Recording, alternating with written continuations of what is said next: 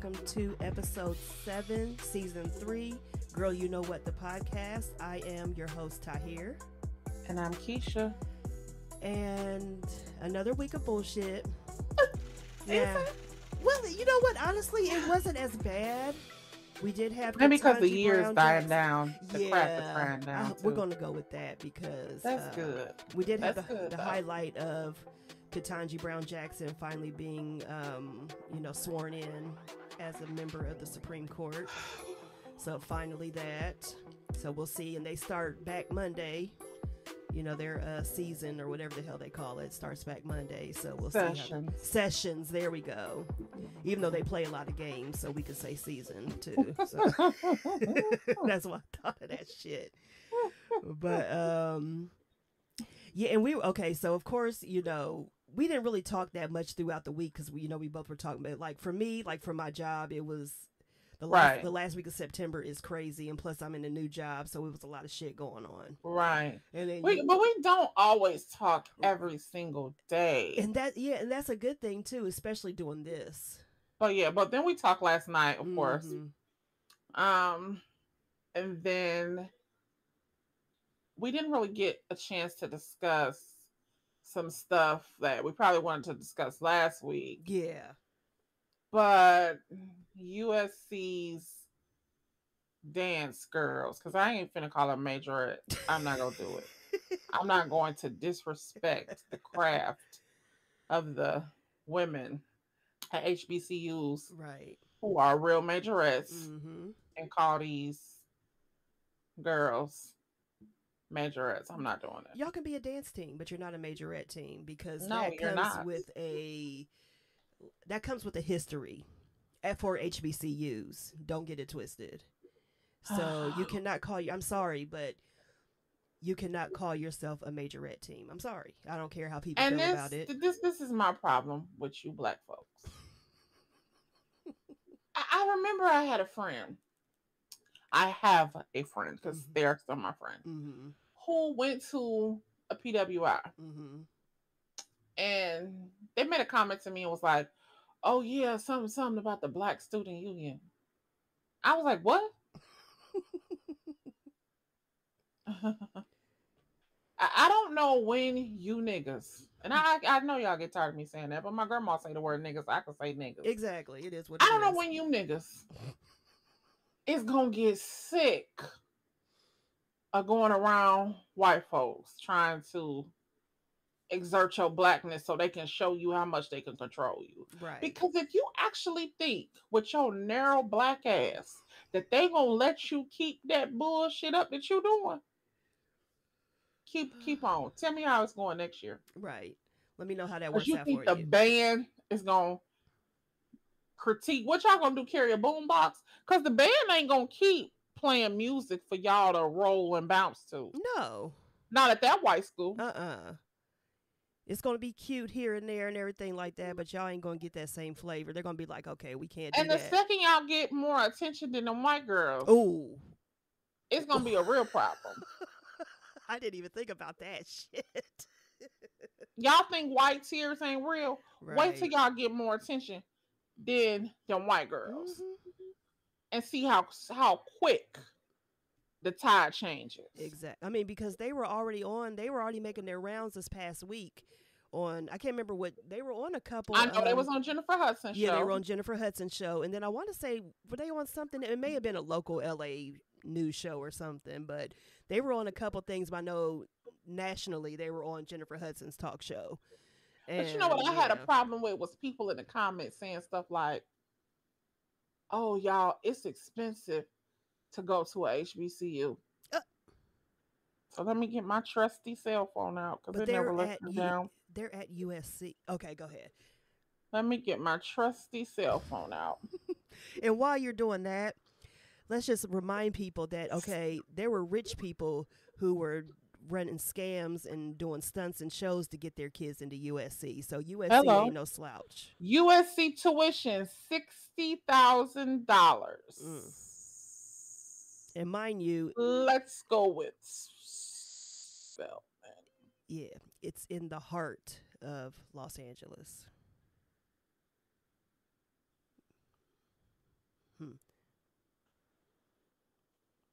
Spelman tuition, $29,000. So you bitches that was in them comments talking about costs, gone somewhere. Yeah. There's I won't always even an dignify you with excuse. any more than that. Gone somewhere. There is always an excuse to some bullshit, and I'm tired of it. Quit making up excuses, especially with unfound claims, unfound evidence. It can easily. She just proved it within 20 seconds. Like, y'all weird. And like I saw somebody on Twitter that was attached to the video say, going to a white school trying to create blackness or trying to recreate blackness in a white institution, it's weird. It's very weird. So what was wrong with the HBCUs now? I mean, y'all lucky they let y'all have them little cultural centers and everything like that. Like, let me tell you something. As huge as the Ohio State University's campus is, there is one little building on fucking South Campus, South Campus is known for not having air in their dorms. I don't know how it is now, but that's where we're at with South Campus. That is where the Frank Hale Cultural Center is. And it's a small ass building. That's their contribution to the Black Student Union there. And then you have another building on Mount Vernon Avenue, which we know white folks ain't going to, that is an extension of Ohio State. It's another cultural center they have. So why does a cultural center have to be, first of all, a small ass building on campus, and then you got another one off campus in a historic Black neighborhood? I mean, AKA the hood. She yeah. was trying to not say that. I'm she trying didn't want to call it the hood. Anybody who been in Columbus know that the plaza and motherfucking Mount Vernon is the hood. And it's directly. I think it's racist that they even put the shit over there. Because I'm sitting here listening to you say it, and I didn't have a fucking clue. It's racist. It's like a block over. There's like a street or two in between the King Arts Complex and the OSU Center. It's like diagonal from the Urban League. So that just shows you how Black it is. That's racist. Yeah. It's nowhere near campus. I can tell you that. Mm-mm. So are you insinuating that the Black people who do come to your university come from neighborhoods like this, and we just wanted to put it in the area where they would be more comfortable? Right. Because I can hear a bunch of white motherfuckers sitting around saying that. Oh, yeah. If y'all think that was appropriate, let me be the first to tell you it's not. Exactly. And y'all really need to move it. Mm-hmm. It's racist. Yeah. It's very racist. I'm shocked. I'm almost speechless. Yeah. Because I never knew this until you just said it. And O State thinks that they were doing something with that. Like, we're going to kill them Black with people. this. They had homecoming yesterday. Mm-hmm. And I was watching Black people at their homecoming thinking, this looks strange. It looks very strange. Girl, members who are of the National Pan-Hellenic Council. I think I'm saying that wrong. But it looked weird. Seeing all the Kappas and the Qs and the Deltas and the AKAs. It looked strange. It looked strange. I know it happens. I know it does. Yeah, it definitely does. And then, we all know I did attend an HBCU, but I got my degree from a PWI. Mm-hmm. I think I went to a HBCU for years. 4 years, I think I was there. Mm-hmm. And I got my degree from a PWI. Mm-hmm. So I'm not saying that Black people don't go to PWIs. I'm just saying. I mean, that's a given. It just looks weird. Mm-hmm. And the thing about it is, we know, because both of us, as we said, have attended both HBCUs and PWIs. Right. But the thing about it is, I have family who attends PWIs. I have family who attends HBCUs. Mm-hmm. So it's like we know you can exist at both. But the thing that we're trying to get across is you can't take our Black ass things because it's so much broad. I just want to keep it broad, so I'm just going to say things.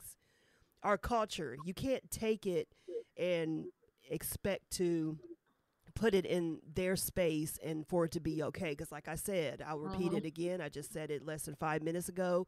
Ohio State University has one of the biggest, is one probably I think the second largest campus in the country, Mm. and they have one small ass building on campus that has been there for years, and then they have the little another building off campus in the hood. So for their black student population. Right. So there's that. So that just lets you know. And like I said, you know that they thought they were killing it with that. Like, oh, we got two centers, honey. Yeah, but Girl. no.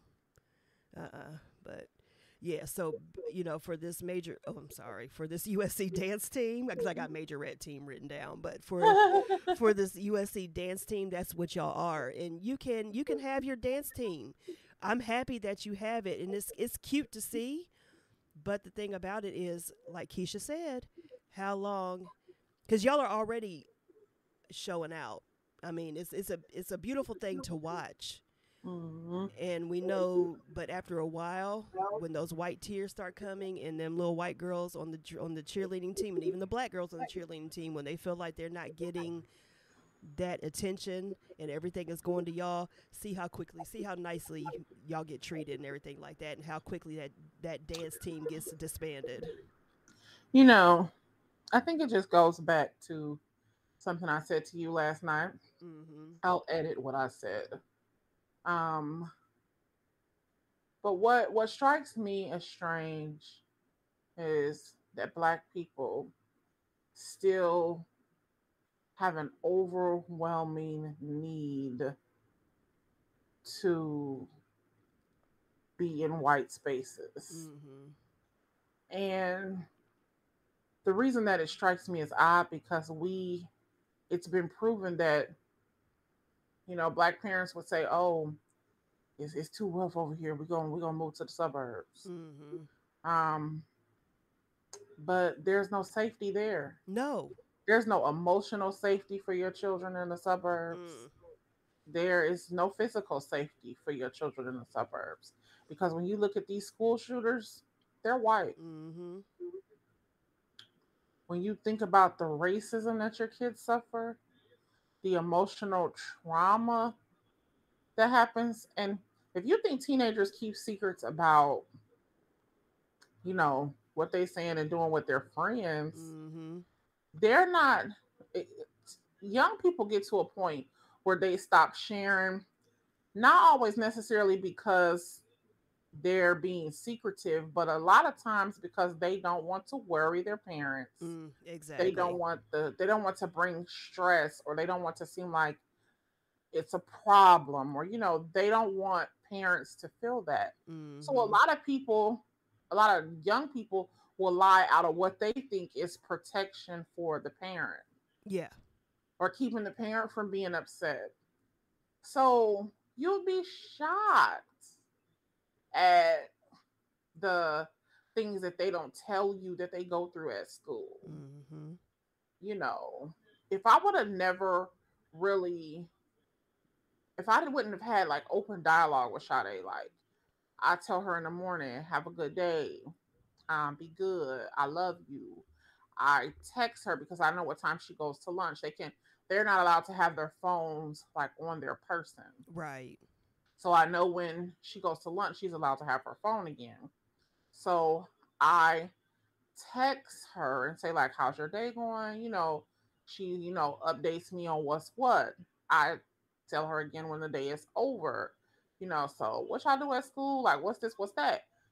And if I didn't have those conversations with her, she probably wouldn't tell me half the stuff she tell me. Oh no. Not because she is hiding it, but just because she wouldn't know, is it safe to tell? Like, so Mm-hmm. she knows that it's safe to come and tell me whatever because she's seen my reaction on things. Mm-hmm.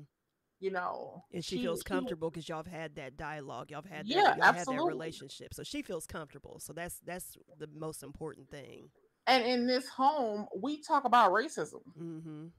We talk about racism. I make sure I take every opportunity. I don't care if it's talking about slavery from whenever, sit Mm-hmm. down. We about to watch it Mm-hmm. because you need to be aware because she really likes I know that at an early age she likes Asian culture. Mm-hmm. She loves, the Hello Kitty, the what's that boy band that they had that stuff at Um. McDonald's? Oh shit. What's their names? I know who you're It's talking like an about too. Asian boy band, Yeah, because whoever there's they like about are. 20 of them in the group with their little cute selves. But I Yes. know who you're talking She about. likes them. Mm-hmm. So she draws like different like Asian stuff. She watches anime. So but Mm-hmm. I tell her all the time, and when I noticed she was doing it, don't you love another culture more than you love your own? Right. I mean, it's cool, it's cute. Yeah. You can like the stuff, that's fine. Mm-hmm. But I want to see you just as interested in your own African culture as you are interested in Asian stuff. Right. But sometimes I think parents back away from that. And I don't know why you feel racist or feel like you don't want to say that kind of stuff to your kids. But no, because now y'all done put y'all's kids in all white spaces. Mm-hmm. They go to white schools, all their friends white. They don't. One thing I don't never want is for her to be the only black kid out the bunch. That No. freaks me the hell out. No. Mm-hmm. Hell no. No. And that's another good point. I'm glad you brought that up because just a couple of days ago, well, it was earlier this week. I posted a meme and it was about or a picture I should say. It wasn't really a meme. It was a picture and it was Jackson State University, which is showing out just all around. I mean, they are what you need to look at right now as a HBCU because they are doing everything out there. Right. And I don't care who the football team is, who the coach is. If that's what it took to get them on the map, that's fine. Right. But they have their first on their majorette team. They have the first Hispanic woman and the first Hispanic drum major. Mm-hmm. And people were really like shocked, and people are still shocked to this day that white people, Asian people, Hispanic people, Asian Indians, well, I guess I can count as Asian as well, but that they attend HBCUs too. Mm-hmm. But the thing is, black people are the majority. So that's why it's kind of like a shock. People were like, "Oh, I didn't know," like that. People thought that it was just like, well, how many Hispanic people are in Mississippi? First of all, there are a lot, right? But it's just like it doesn't matter. They can come from all over. I mean, last year there was a white guy who was the happiest he had ever been. He had offers from Division I schools, Division I PWIs for football, but he chose Jackson State. Mm-hmm. So it just shows the impact that they have having. Latino on the football team. Remember, that video I put. They have a few of them. Yeah, because that video I posted where Dion had him translate in Spanish. Right. Yeah. So, and even back in the day when we were at HBCUs, when we were in college, our early undergrad, there were white people, there were Asian people. There was white people there. Yeah. They were on the football teams. They were on there was a white girl on the basketball team. It's a white boy on our football team at Central State right now. See what I'm saying? So it's just like, but we're still the majority. So that's where the problem is. And that's where it's still looked down upon because, I mean, but of course we're going to be the majority of fucking HBCUs, excuse my language, but I mean, so that's why I'm glad that you said that, putting them in those situations. HBCUs make people, even black people, uncomfortable because, oh shit, I'm putting my kids in a situation now where we're the majority and that's not the real world. That's how they look at it. I've heard people say that. Like, why would I send my child to a HBCU when that's not how the world is, that's not how the real world is? I've seen people post that. You know what I have to say to that? What I said to my kid? I done let these white folk educate you for 13 years. That's enough. That's that part right there. That's enough. I mean, I think we talked about this last week. I'm sorry. Good Lord.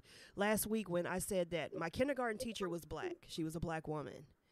But then I didn't have another black teacher again, I think, until 7th or 8th grade.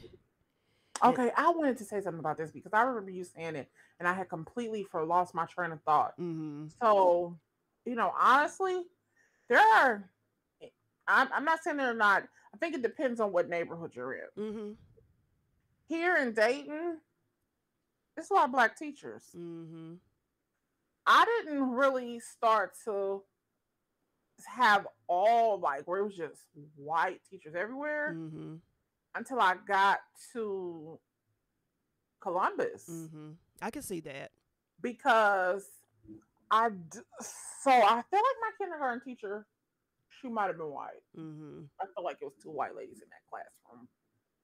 Um, I know my middle school teachers were mostly all black. Mm-hmm. It wasn't middle school; it was elementary. I know that they were black. I think my Mm-hmm. homeroom teacher might have been white, but the principal, they was black. They was black. Right. My math teacher, my English teacher, the choir teacher, he was a white guy. But my teachers were like mostly black. Mm-hmm. When I got to middle school at Little Mifflin, Mm-hmm. um, Mr. Bumgardner, he was our math teacher. He was black. The foreign language, crazy thing. The lady who taught Japanese and Chinese, she was black. Mm-hmm. Mm-hmm. Mr. Gusa, he was black. He was the teacher who taught Swahili. Mm-hmm. And Miss Moses. They were black. Right. Everybody else was white. Like, and mind you, those teachers I just named, the only one I had was Mr. Baumgartner. Mm-hmm. None of those other teachers were not my teachers directly. Right. So that just showed how many black teachers were in the school. Yes, we're in the building. Mm-hmm. I will say we had a Middle Eastern guidance counselor, Mr. McAdam. Mm-hmm. He was Middle Eastern, but everybody else was white. When we Right. got to Mifflin High School, I think the best thing about high school was we had two black principals. Mm-hmm. Because remember, when we got there, Miss Commodore was still there. Yeah, she was the assistant principal. Yep. So it was Mr. Johnson and Miss Commodore. Mm-hmm. And then Miss Commodore, where did she end up going? She went to Northland, I believe. Yeah, I So think then yeah, Miss she was at Commodore Northland. left and Miss Zalak was there. Mm-hmm. No, Ms. Zalak was there the whole time, but I think at the time we had either two assistant principals or, it was or she was something. She was one of the assistant principals, but Miss Zalak was there the whole time because I remember Mr. Johnson and Miss Zalak came like a year or two before we did. Okay. Yeah, but they came together because that's why I remember people used to tease him and everything, about Yeah, so yeah. those two, but we had a ton of black teachers then. Like, Mm-hmm.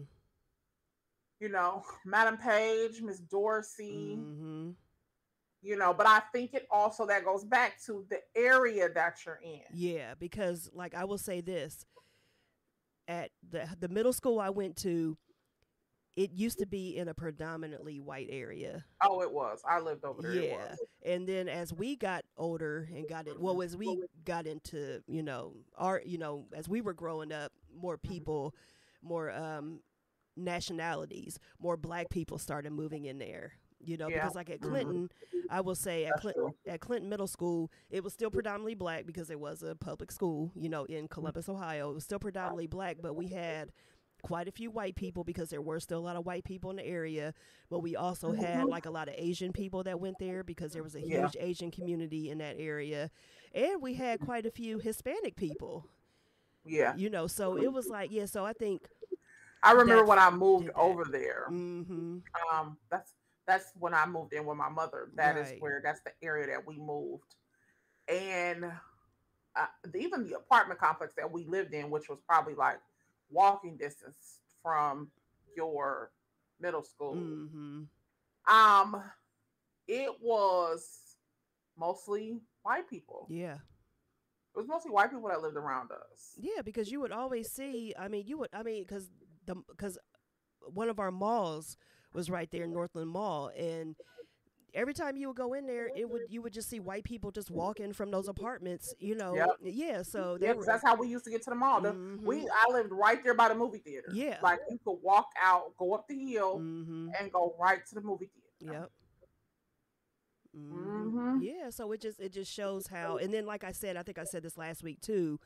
A lot of my teachers in middle school, they were in elementary school too, because I went to my elementary school wasn't far from my middle school. and it was around Oakland Park. So back then, well, that's the elementary school I went to, but it was around the Oakland Park area. So around there, it was predominantly white.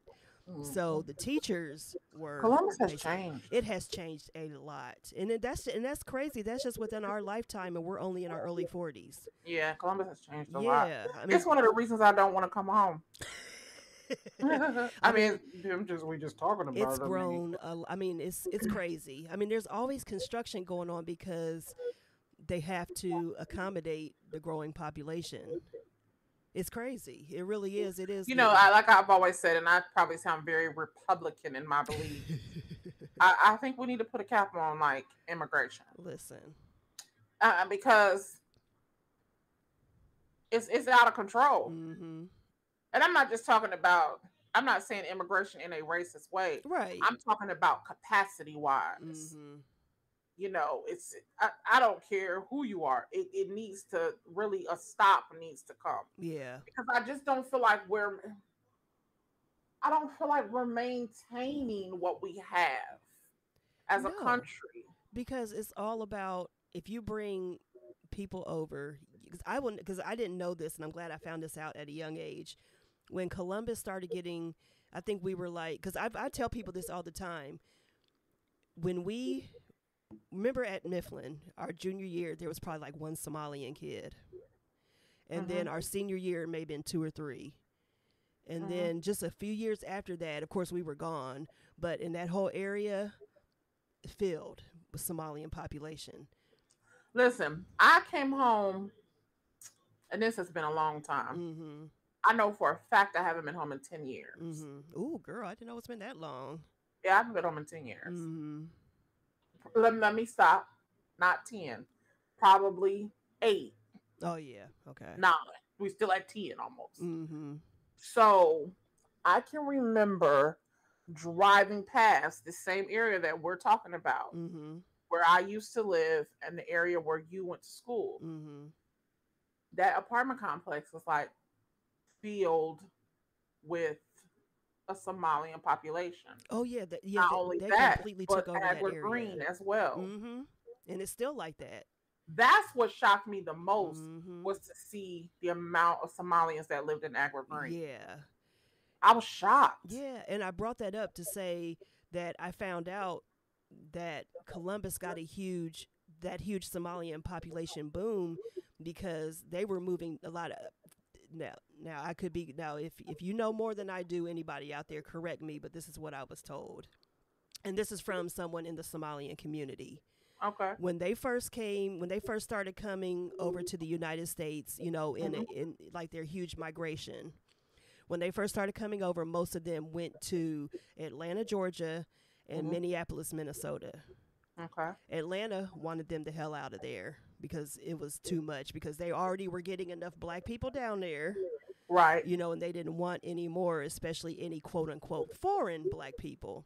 Right. So at the time, I don't know if it was the mayor of They are foreigners. You're not saying anything wrong by saying that. No, I'm not. No. At the but I'm just saying that's what they were saying. You know, like they don't, not just black people, but foreign black people. We don't want y'all there. Because let's keep it real. Atlanta, y'all can be as cute as y'all want to. They don't want y'all there. It's still the South. But you know, we took over, so there's that. I just saw somebody that this morning, but go on. So whoever in Atlanta, whoever was the mayor, or maybe it wasn't the mayor, but it was some kind of, maybe it was in higher government.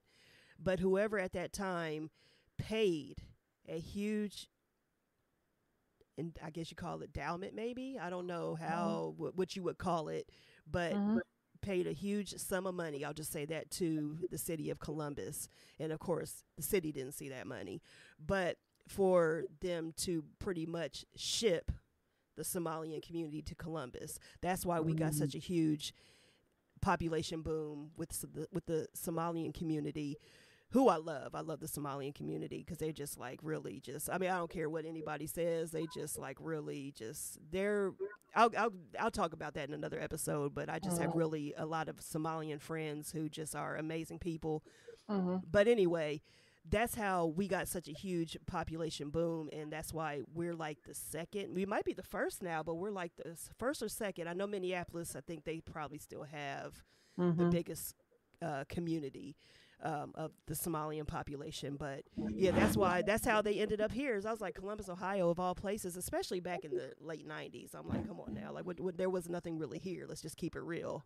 Right. So yeah, but that's how that population, that's how that community came here.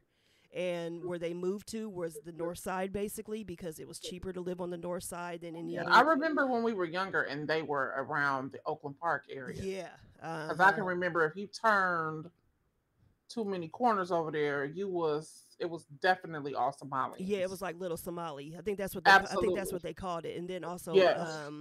Capitol Park, and they still have a Mhm. huge community over there. So I mean, they stay within their community. But the thing, Right. like my cousin, she graduated from Gahanna Lincoln High School, which has changed tremendously. I mean, it's like that's like a, what did I call it? The United Nations or something like that. When I went to the graduation, because she would always say that she was like, Gahanna is still predominantly white, yeah, because it's a suburban school, but she was like, there's as many black people, Somalian community, African, Asian. Like, I mean, Gahanna has changed completely. But when we were at her graduation, it was just like, I mean, just looking at that class, and they had a huge class, of course, because they're the only school in that suburb. But I was just like, oh my goodness. I mean, we were surrounded by, I mean, I didn't see that many white people at the graduation. Let's just put it like that. Because it was so many people, black people and other people of color, other nationalities and everything like that, which I thought was a beautiful thing. So, yeah, but it's just like seeing all that and seeing how much things have changed over time. It's like you expect change and things like that, but going back to your original point of, a cap or whatever need to be put on Absolutely. immigration. Mm-hmm. I hate to say it, but it does, because people like us who were born and raised here suffer at the end of the day, Mm-hmm. because there's. But I just think so. Let's. I don't want Go to ahead. seem like. No, go ahead. I think of it a more broader. So like we see it happening in our city, but the part that confuses me is like when I'm watching the news Mm-hmm. and I see people just coming over the border. Yeah. My brain says, just take them back. Is that wrong? I be really asking myself, like, y'all go through all of this stuff to load them on these buses or load them up and do this. Why don't you just drive them on the other side of the border? I don't understand that for the life of me. And I see what you're saying. We literally just watch them cross the border. Mm-hmm. And it's like a part of me understands that and feels that way, but also I look at it too, like most of these people that are coming from, that are crossing the border, they're going through a lot to get there, and what are they running from? That's the thing. Again, and I completely understand that. Mm-hmm. But it also becomes, what did we just say? Yeah. But our resources are strained. Yeah, and that's the thing. That's where. So if we continue to have a mind, that's just like you living in your house, and you see people out the window, right? And they come and they cross into your yard, and you're like, "Oh, but it is an alligator out there, so I'm gonna just let them in." Yeah. And then, oh, here comes somebody else. Well, I do see it is about 12 snakes in a row, so they can't go back out there. Yeah, so just come on in. And then at the time, you're just letting people in, letting people in, and letting people in. And it's like, so when does it become about you preserving your home? Right. When do you look at the structure you live in and say, oh, God, I cannot take any more people. Here comes one more. Let them in. No, at some point, you have to say no. Yeah. Oh, yeah. No, I totally agree with that. And I don't think and I think we need to get comfortable with saying what I'm saying to you has nothing to do with your race, your skin color. Because you could be coming from Europe. Yeah. And not I don't care who it is. All immigration to the United States, it needs to just be stopped. It needs to be a halt. Yeah. And I mean a real stop, like Mm-hmm. 10 years. Yeah. Because the backlog is so ridiculous of you letting people in the country on student visas, worker visas, and y'all don't even keep good track of those people. Mm-hmm. Oh no! So let's just Hell start no! there with the students and the work visas. No. They don't keep good track of. They don't keep track of them until, like, me and my true crime, until they commit a crime, and then you looking for them, and then by then they back over the border. So it's like, Yeah, so like yeah. let's focus in on the students, the workers, the Mm-hmm. people who y'all know are illegals who are living in the country, and okay, well, we're just waiting on their immigration trial. Mm-hmm. Because And so you many letting people them come. just roam free? Yeah, because that's the thing. So many people come over here from all sorts of countries, and they get quote unquote lost, and that's what you're saying. Like they get lost, like in the But shuffle. that becomes the government's responsibility to keep track of Mm-hmm. people. And Right. this is why they need a halt. Because, and I'm not saying that they're not necessarily doing an effective job, but what I'm saying is, it's so many people. How can you be effective at your job? You can't be. It's like there's a cap for how many cases a case manager can take. Mm-hmm. So what's the cap for them? I bet they got 400-500 people. Oh, They would easily. have to, because I bet it's not enough immigration case managers. I'm No. positive it's not. No. Not with the number of people that we have. Mm-hmm. So who kept track of all the people that y'all let come over here from Ukraine? I mean, oh, They are not citizens. No, and they ain't keeping track of them. Come on now. So see, this is the problem. This is what I'm saying. They're so focused on the other immigrants, but like, oh, it doesn't look like it's a threat, but it's crazy. It is. It is crazy. It is crazy, and it's an issue because this resources are strained. Well, yeah, definitely, and immigration is such a touchy topic subject, I should say, because this country is built on immigrants. No, I'm sorry. The population came from majority immigrants. It wasn't built by immigrants, let's say that. And let me say this. I think it's a touchy subject because Republicans have made it touchy. Oh, yeah. Republicans have conducted themselves in such racist manner that now if they bring up immigration, people automatically scream racism. But I would just like Democratic people or liberals or whatever they're calling themselves now, girl, I would just like them to think about it without any color. Let's just think about the bodies. Oh, they're thinking about it. They're just not saying it out loud because the Democrats are weak. So let's, I mean, this has nothing to do with race. This is about, can we preserve at this level that we're going? Because the thing about it is, now that I think more of it, and we're talking about the resources and stuff, they're coming over here to live the quote unquote American dream. I still haven't found that damn dream, and I've been here my whole damn life. It's a false sense of reality. It is. And now you see black people is like, man, I'm getting the hell out of here. Listen. I mean, they're risking their lives to move to, the islands, the Caribbean, to get the hell away from here. Anywhere to get away from They're here. moving to Africa. I mean, that's sad. That's really sad. It really is that. This country, let me shut up. Ghetto. But anyway, let's move on. What was I gonna say? We have to talk about Tua Tagovailoa. Yes, girl. I am so pissed. Because we are a football home here. Yeah. And so I've been paying attention to it from last Sunday. So Tua Tagovailoa is the quarterback for the Miami Dolphins. Tua is also the former quarterback from Alabama, from the university. How do they say it? University of Alabama. Yeah.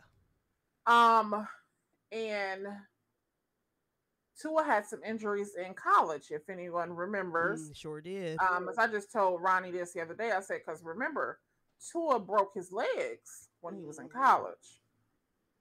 So Now, Tua had a head injury on Sunday.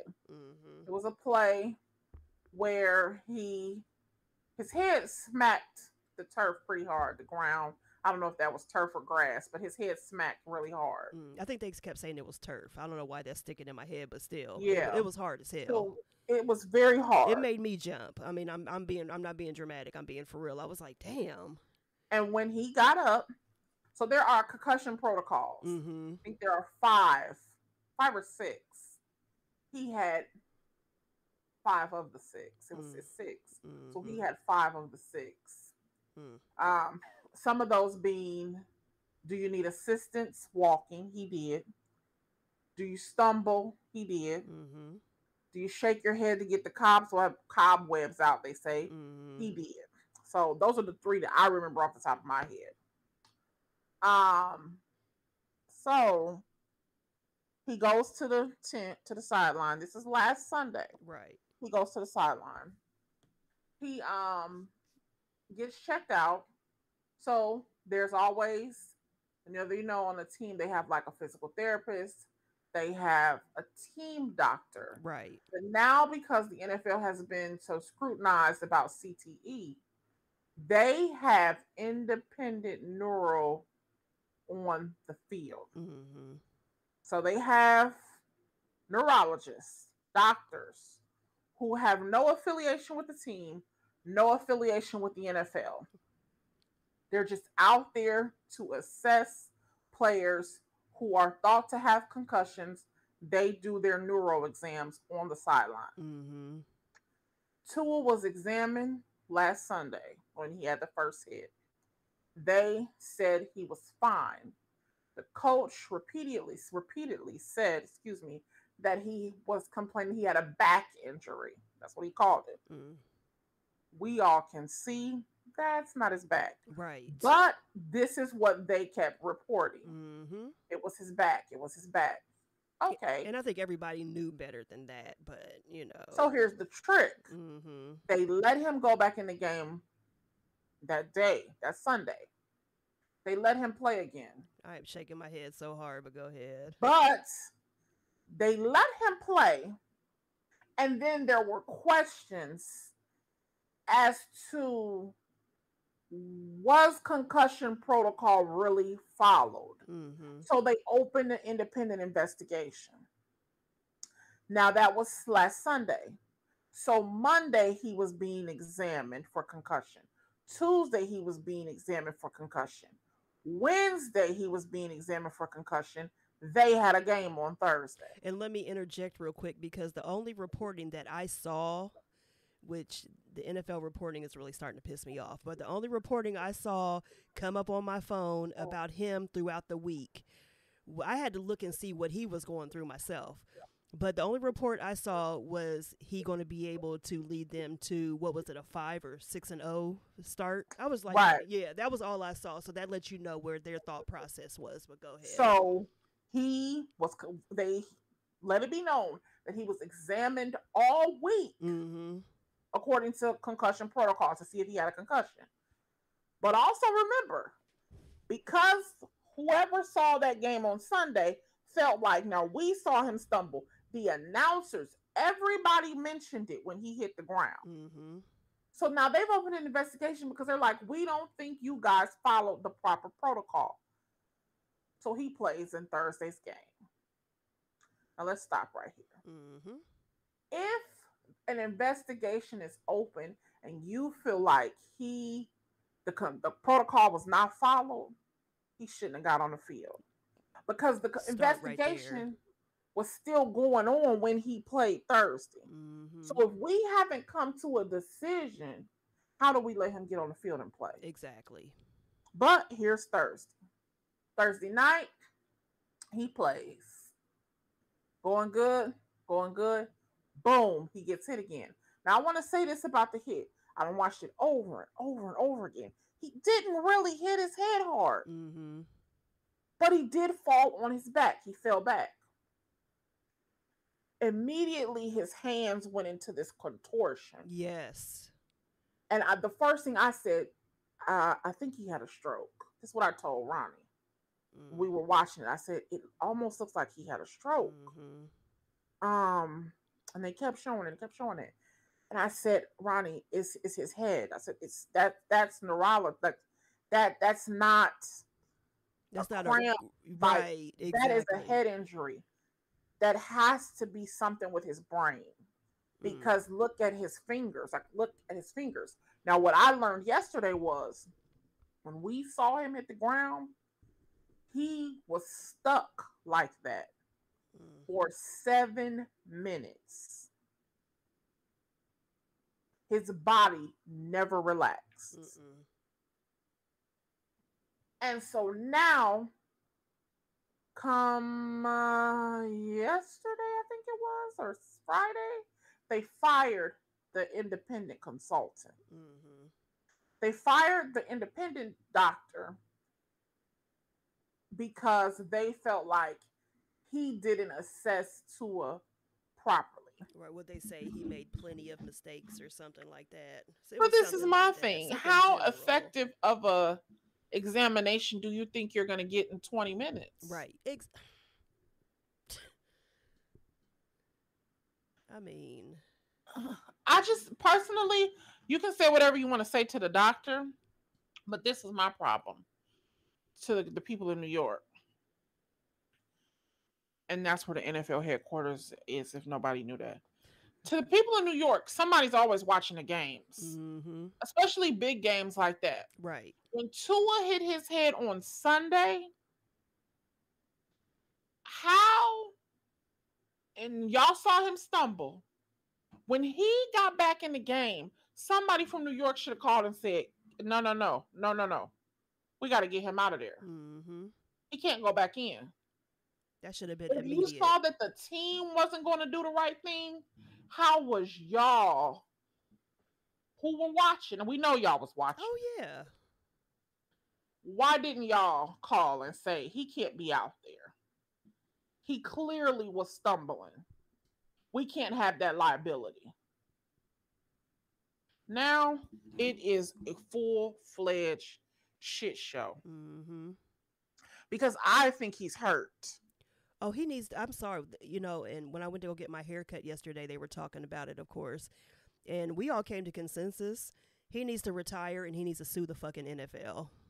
I mean, look, I told Ronnie like this. I said, if I was the woman in a relationship with Tua, I would tell him, baby, you got to stop. That's it. Seriously. All jokes aside. We got to quit. Seriously. Because you done broke your legs and God spared your life. And you done hit your head twice and you still able to formulate a sentence. Baby, we got to stop this. Whatever money they done paid us, I don't care if you just got to put your jersey on and stand on the sideline.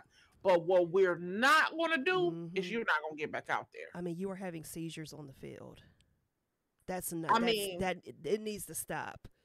Baby, we gotta quit. Yeah. Like Ronnie said, he's 24 years old. He got his whole life ahead he's a of him. baby. So this will be it. His parents should say something. Like he should stop. Yeah. I'm sure you got a degree from Alabama. I would hope that, but I don't think Nick Saban give a fuck about them kids. He don't care. I will hope he had a degree. Right. And if not, you got enough money to pay for one. Exactly. Get you an education, be a teacher, and just be a high school football coach. Your life is way more important than what you're doing. Because let me tell you something. If you go, and I mean go permanently, and I don't really want to say the word, but y'all know where I'm going. If something happens to him very tragic as a result of this, NFL ain't going to give a damn. No. So, I mean, why would you put your line? I mean, and I say this about any job. I've seen people die for various reasons where I've worked, and their job is up the next day. It really works. It really happens. Half the time, they don't even announce that somebody passed away. We hear about it word of mouth, so they do not care. They don't care. So do not ever. I don't care. I would never risk my life for even my job that I have that I desperately need. I wouldn't do that. If it got to the point where it's crazy because they don't care. This is like, that is terrible. It really is terrible. And I was just like, and I thought the same thing, like not only when his head hit hit the turf or whatever, hit the ground. I'm just gonna say, because I can't remember if they said it was turf or grass, but whatever. Mm-hmm. But when his hands started, I was like, I thought, I didn't think stroke, but that's. But I was like, he had a seizure or something right then, and then come to find out he did. Was it both days, both times? Or was it just I don't know one? about Sunday. Okay. But I know for sure they said he had a seizure right there on the field from that. And like you said, that hit wasn't even as hard. No. It was an average hit that a quarterback would be able to take. Mm-hmm. But because of the injury that he already had, because let's say he's injured. Right. The injury that he already had, it took it to that point, and his football career needs to end. Mm-hmm. Just collect your check. That's it. Go on and let them keep you on the injury reserve list. That's the least they can collect do. Your check. Oh, that's terrible. I just felt so bad because I was just like, damn, and he's only 24. Do not risk your life, the rest of your life, for this. Because you're already going to have some issues going forward. Let's just keep it real. Yeah. So it's like, don't make it any worse. And I hate to say it, if he gets back out there and plays, I don't know if I can watch football anymore. Yeah. And because the purpose of the outside independent people and the team doctors is to say no and to tell the team he's a liability to the team now. Yes. Even if he says he wants to play, we cannot let him play. Exactly. Because now we are liable for what happens to him. We cannot take that risk. Right. It's a financial risk. It's better for us to pay him and let him go than it is for what we would suffer and incur down the line. Don't do it. Right. Whew, girl. Yeah. So we're going to see what's getting ready to happen. Yeah, we're going to see. We got about an hour or 45 minutes to kick off for the next games. And we're going to see what they talk about, if anything. We're going to see. We're going to see. Yeah, well, I think we did a very productive job today. Yeah, as always. I mean, hello, we're Girl You Know What, the damn podcast. I'm just saying. So we decided 10 shows this season? Yeah, so we came the season's almost over. So we're going to do 10 shows. We're going to try to stick with 10 shows every season.